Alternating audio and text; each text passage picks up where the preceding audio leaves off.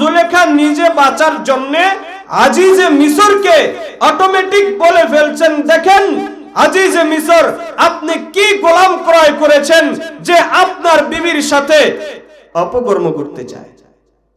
আসলে এটা কি ইউসুফ আলাইহিস সালাম চাইছিলেন না জুলেখা চাইছিলেন? কিন্তু বাঁচার জন্য ইউসুফ আলাইহিস সালামকে চাপায়া দিলেন। দেখবেন অধিকাংশ ক্ষেত্রে মহিলাদের এরকম একটা স্বভাব থাকে, নিজে দোষ স্বীকার করে না, নিজে দোষ স্বীকার করে না, কিছু অন্যায় হয়ে গেলে আরেকজনের উপরে চাপানোর চেষ্টা করে। এটা দোষ না, আবার রাগ করবে ভেতর থেকে, আল্লাহ মাফ করুক, এটা ওনাদের একটা স্বভাব। তবে এর ভেতর থেকে আল্লাহ তাআলা যাদেরকে উত্তম চরিত্রের অধিকারী বানিয়েছেন বা যারা আল্লাহ তাআলার কাছে উত্তম চরিত্র কামনা করেন, তাদের হিসাব তো ভিন্ন। যাই হোক, ইউসুফ আলাইহিস সালাম কে ওই লোক বলতেছে, দেখেন যখন জুলেখা আপনার উপর দোষ চাপিয়ে দিয়ে নিজে বাঁচতে চাইলো, আপনি বিপদে পড়ে গেলেন, তখন আপনাকে বাঁচানোর মতো কেউ ছিল না, আপনার পক্ষে কথা বলার জন্য কেউ ছিল না, কারণ আজিজে মিশর তো জুলেখার কথাই বিশ্বাস করবে। যাই হোক, ওই দিন আপনাকে কে বাঁচিয়েছিল, আল্লাহ কার মাধ্যমে বাঁচিয়েছিল আপনি জানেন? ইউসুফ আলাইহিস সালাম বললেন, একটা দুধের বাচ্চা তাকে কোলে করে যাচ্ছিল, আল্লাহ তাআলা আমাকে খবর পাঠিয়েছেন আমি যেন তাকে দেখায়া দেই, সে উত্তর দিবে। হাদিসের ভেতরে আসছে আল্লাহর হাবিব সাল্লাল্লাহু আলাইহি ওয়া আলিহি ওয়াসাল্লাম সাহাবায়ে কিরামদেরকে আল্লাহ তাআলার দেওয়া সম্পর্কে, এই মাসের ফজিলত সম্পর্কে বুঝাইতে গিয়ে বলেন, হযরত ইউসুফ আলাইহিস সালাম, নাম শুনছেননি? কি ছিলেন তিনি? নবী ছিলেন। ইউসুফ আলাইহিস সালাম যখন রাষ্ট্রের খাদ্যমন্ত্রী হলেন মিশরের, দুর্ভিক্ষ দেখা দিলে উনি ওনার খাদ্য মন্ত্রণালয় থেকে জনগণের মধ্যে খাবার বিতরণ করেন, সিরিয়াল দিয়ে খাবার বিতরণ করতেছেন, আসতেছেন, চাইতেছেন, দিতেছেন, চলে যাইতেছেন। মাঝখান থেকে একজন লোক এসেই বললেন, ইউসুফ আমার খাবার দেন।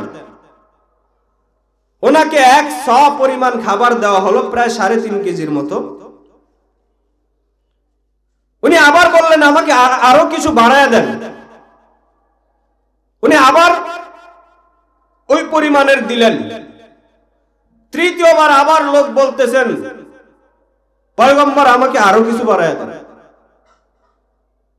যেখানে সবাইকে এক সমান দেওয়া হইতেছে, সেখানে কাউকে তার থেকে বেশি দেওয়াটা বেমানান, ঠিক না? ইউসুফ আলাইহিস সালাম একটু রাগান্বিত হইলেন, আপনি কি দেখতেছেন না সবাইকে একই পরিমাণে দিতেছি, আপনাকে ডবল দিলাম, আবার চাইতেছেন? যতদিন দুর্ভিক্ষ থাকে এটা দিয়ে তো চলতে হবে। তো উনি মাঝখান থেকে একটা কথা বললেন, ইউসুফ আমাকে আপনি চিনেন? ইউসুফ আলাইহিস সালাম বললেন, না তো। যদি আমাকে চিনতেন তাহলে আমাকে এভাবে প্রশ্ন করতেন না। ইউসুফ আলাইহিস সালাম জিজ্ঞেস করলেন, আপনি কে? তখন ওই লোক বললেন, আপনি যখন আজিজে মিশরের গোলাম ছিলেন, আপনাকে একদিন 7টা দরজার ভেতরে নিয়ে আটকানো হয়েছিল, অনৈতিক কাজ করার প্রস্তাব দেওয়া হয়েছিল। আপনি আল্লাহ তাআলার উপরে ভরসা করে দৌড় দিয়ে 7টা দরজা ভেদ করে যখন বাহিরে আসছেন, আজিজে মিশরের সাথে আপনার সাক্ষাৎ হয়ে গেছে। আজিজে মিশর আপনাকে ধরে ফেলছে। কি হয়েছে? পেছনে জুলেখা। এখন সে তো অনৈতিক কাজের প্রস্তাব দিয়েছিল, কিন্তু আজিজে মিসরের কাছে তো ধরা দেওয়া যাবে না। ইউসুফ, আপনি ওই দিন নির্দোষ ছিলেন, কিন্তু জুলেখা নিজে বাঁচার জন্য আজিজে মিসরকে অটোমেটিক বলে ফেলছেন, দেখেন আজিজে মিসর, আপনি কি গোলাম ক্রয় করেছেন যে আপনার বিবির সাথে অপকর্ম করতে চায়। আসলে এটা কি ইউসুফ আলাইহিস সালাম চাইছিলেন না জুলেখা চাইছিলেন? কিন্তু বাঁচার জন্য ইউসুফ আলাইহিস সালামকে চাপায়া দিলেন। দেখবেন অধিকাংশ ক্ষেত্রে মহিলাদের এরকম একটা স্বভাব থাকে, নিজে দোষ স্বীকার করে না, নিজে দোষ স্বীকার করে না। কিছু অন্যায় হয়ে গেলে আরেকজনের উপরে চাপানোর চেষ্টা করে। এটা দোষ না, আবার রাগ করবে ভেতর থেকে, আল্লাহ মাফ করুক। এটা ওনাদের একটা স্বভাব। তবে এর ভেতর থেকে আল্লাহ তাআলা যাদেরকে উত্তম চরিত্রের অধিকারী বানিয়েছেন, বা যারা আল্লাহ তাআলার কাছে উত্তম চরিত্র কামনা করেন, তাদের হিসাব তো ভিন্ন। যাই হোক, ইউসুফ আলাইহিস সালাম কে ওই লোক বলতেছে, দেখেন যখন জুলেখা আপনার উপর দোষ চাপিয়ে দিয়ে নিজে বাঁচতে চাইলো, আপনি বিপদে পড়ে গেলেন, তখন আপনাকে বাঁচানোর মতো কেউ ছিল না, আপনার পক্ষে কথা বলার জন্য কেউ ছিল না, কারণ আজিজে মিসর তো জুলেখার কথাই বিশ্বাস করবে। যাই হোক, ওই দিন আপনাকে কে বাঁচিয়েছিল, আল্লাহ কার মাধ্যমে বাঁচিয়েছিল আপনি জানেন? ইউসুফ আলাইহিস সালাম বললেন, একটা দুধের বাচ্চা তাকে কোলে করে যাচ্ছিল, আল্লাহ তাআলা আমাকে খবর পাঠিয়েছেন আমি যেন তাকে দেখায়া দেই, সে উত্তর দিবে। তা আমিও বলেছিলাম বাচ্চার কাছে জিজ্ঞেস করেন, সেটা নিয়েও ঠাট্টা হয়েছে, হাসাহাসি করেছে, বাচ্চা কথা বলতে পারে কিনা।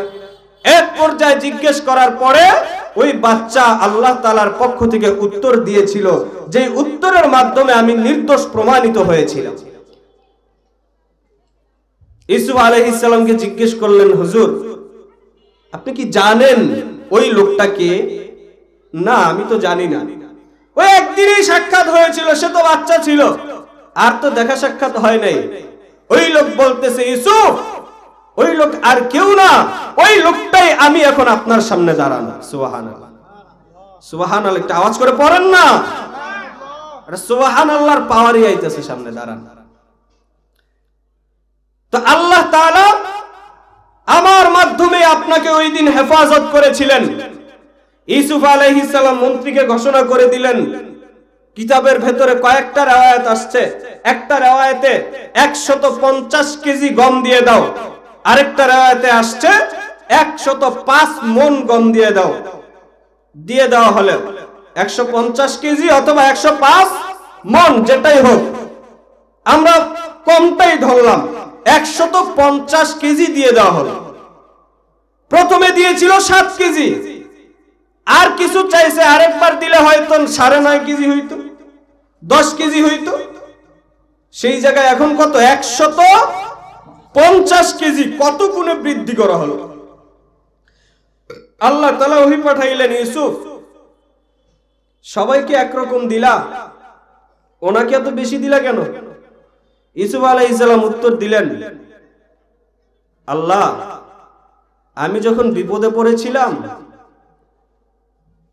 এর মাধ্যমেই, এর জবানে আমার পবিত্রতা ঘোষণার মাধ্যমে আমি বিপদ থেকে উদ্ধার হয়েছিলাম।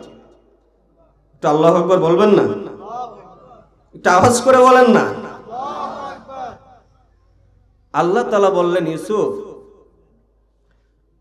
উনি কয়বার তোমার পবিত্রতা ঘোষণা করেছে? বলল একবার।